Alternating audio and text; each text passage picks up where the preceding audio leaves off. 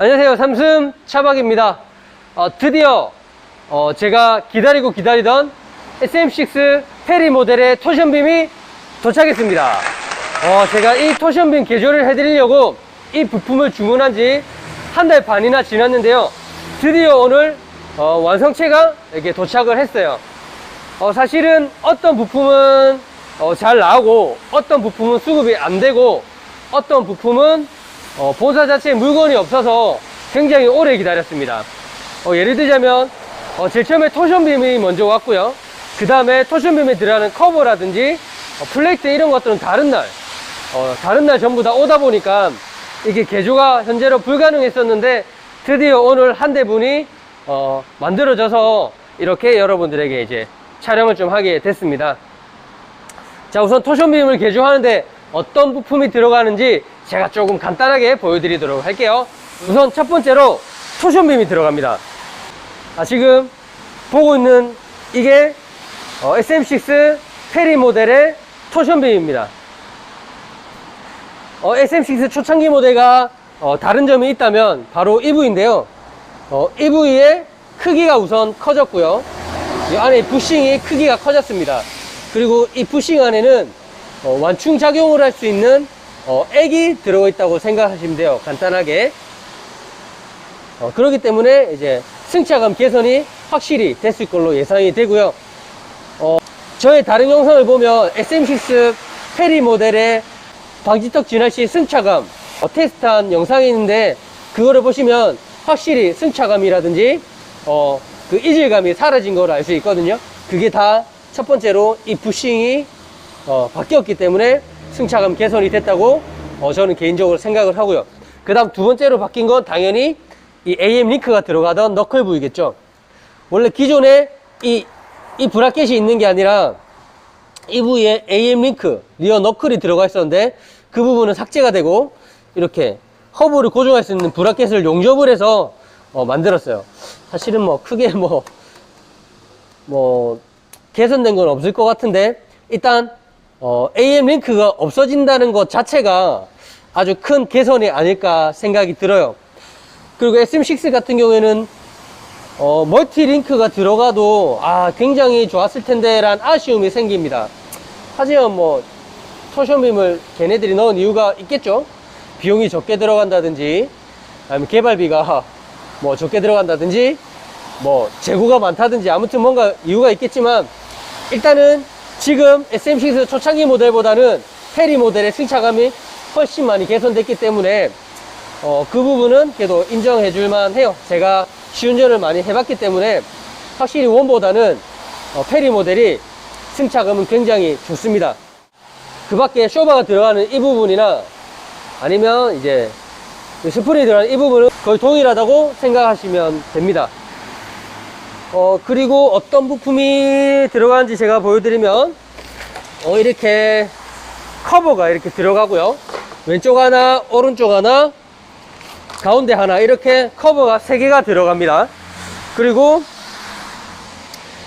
뒤쪽 너클, 이거 허브죠.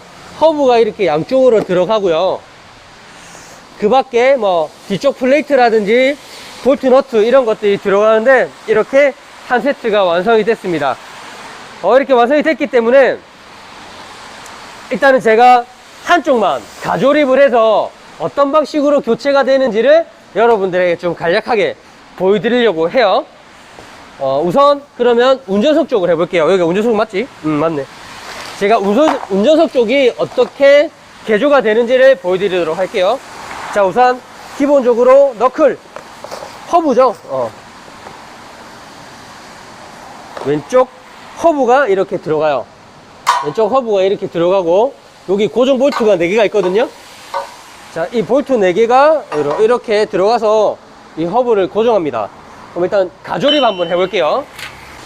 고정 볼트는 각 한쪽에 4개씩 8개가 필요하거든요. 이렇게 별렌치로 된 볼트 4개로 이 허브를 고정합니다.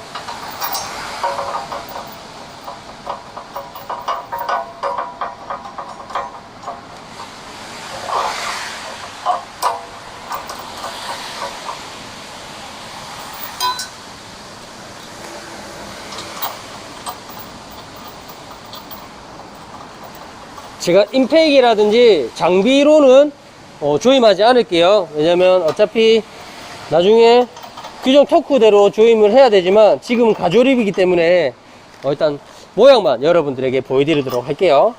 자, 이렇게 이제 커브 너클 고정을 이렇게 볼트로 4개 해줍니다. 이렇게 해준 다음에 그 다음 다들 아시겠지만 지금 이 구멍 2개는 캘리퍼가 들어가는 자리예요. 그래서 캘리퍼 그 요크 자체에 고정하는 부분이 나사가 있기 때문에 캘리퍼가 들어간다 생각하시면 되고요. 여기는 그 다음에 요 앞쪽에는 기존에 있던 디스크를 그대로 사용할 거예요. 기존에 있던 디스크를 그대로 꼽아서 사용하는 부분입니다. 그리고 디스크를 넣기 전에 뭐가 들어가냐면 이 백플레이트가 들어와요. 이 플레이트에 하는 역할은 아시겠죠? 당연히. 그래서 이 플레이트가 들어가고 여기서 많이들 놓치는 부분들이 바로 이거예요. 자, 이게 뭐냐? 디스크 뒤쪽에 보면 타켓이 있어요. ABS 타켓이라는 게 있는데 바퀴가 굴러가면서 이 타켓 톱니가 그 바퀴의 회전수를 측정을 합니다. 그리고 회전수가 틀어지면 ABS를 작동을 시키거든요. 그래서 ABS 프로텍터라고 보통 명칭을 해요. 근데 이거를 보통들은 넣지 않더라고요. 근데 저 같은 경우에는 이거를 꼭 같이 넣어줍니다. 왜냐면 ABS 작동과 관련되기 때문에 저는 중요하게 생각을 하거든요. 근데 굳이 안 넣으셔도 되지만 저는 넣습니다. 넣고 이 플레이트 고정하는 거는 기존에 있던 볼트를 사용해서 고정하기 때문에 굳이 새 볼트를 넣지 않아도 되지만 페리 말고 원에서는 이상하게 이 디스크 플레이트가 들어가는 차도 있고 안 들어가는 차가 있더라고요. 그것도 사실은 조금 욕하고 싶은 부분이에요. 아니, 넣으려면 넣고 아예 안 넣을 거면 전부 다 안 넣지. 어떤 차는 넣고 어떤 차는 안 들어가 있어요. 제가 볼 때는 차량 만드는데 개념이 없는 것 같아요. 제 상식으로는 사실은 무조건 들어가야 된다 생각을 하거든요. 아무튼 그렇고 이렇게 프로텍트 ABS 프로텍트까지 이렇게 장착을 다 해주고 그 다음 이쪽으로 디스크를 놓고 캘리퍼를 넣으면 완성이 되는 거예요.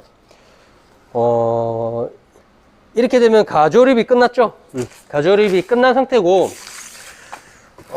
저 같은 경우에는 이거 작업을 하게 되면 스프링에 들어가는 댐퍼인데요.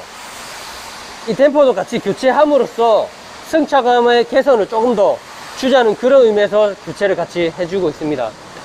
사실은 승차감이 좀 더 개선되려면 뒤쪽에 스프링과 쇼바도 같이 교체를 하면 승차감은 진짜 페리만큼 승차감이 되겠지만 제가 타본 결과 그렇게 원과 2의 서스펜션 차이는 많이 느끼지 못했습니다. 이게 차이점을 그렇게 많이 느끼지 못했기 때문에 스프링은 그대로 사용하고 쇼바도 그대로 사용을 하고요. 이렇게 범퍼만 새로 바꿔서 승차감을 개선을 해드리고 있어요. 대신에 스프링과 쇼바를 교체를 하게 되면 조금 더 승차감이 좋아진다는 건 사실입니다.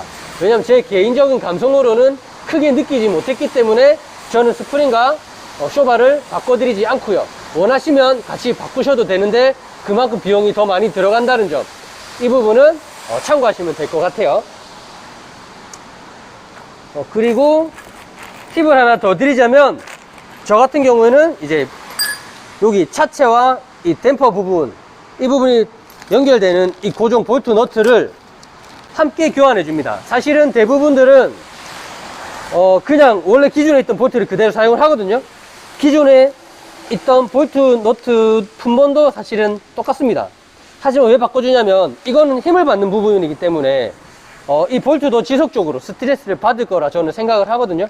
그렇기 때문에 제가 작업할 때는 이 볼트 너트도 꼭 같이 교체한다는 점 알고 계셨으면 좋겠고요.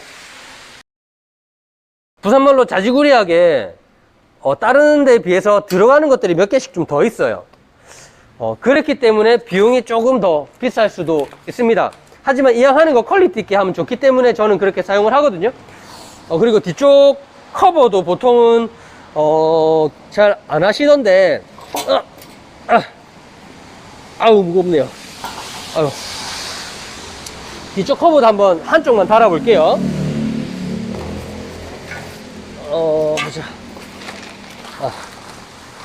자, 이게 뒤쪽에 언더커버입니다. 언더커버인데 이렇게 들어가고요. 이렇게 딱 들어가고, 이렇게 클립 들어가고, 그 다음 고정 볼트가 여기 하나 들어가고요. 10mm 볼트가.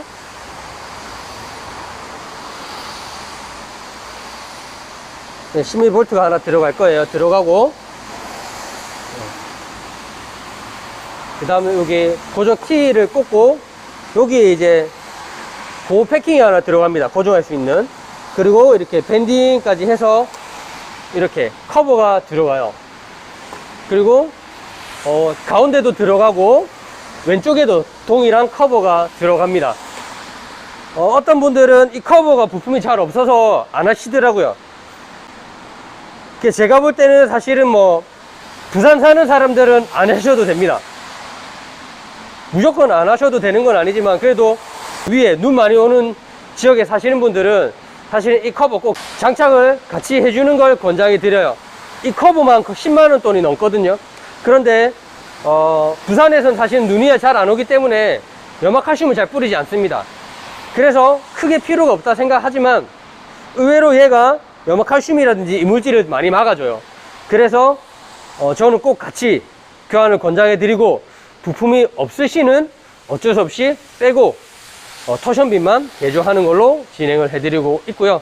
지금 한 대 보는 거는 커버가 다행히 왔기 때문에, 사실 이 커버가 또 한쪽이 제일 늦게 왔어요. 그래서 이 커버가 왔기 때문에 저는 풀로 다 장착을 해드리는 걸로 작업을 진행할 겁니다. 일단 이렇게 해서 가조립은 다 끝났고요. 확실히 제가 페이스 리프트 되기 전, 그러니까 초창기 모델 시운전도 많이 해봤고요. 그 다음에 페리 모델도 시운전을 굉장히 많이 해봤어요.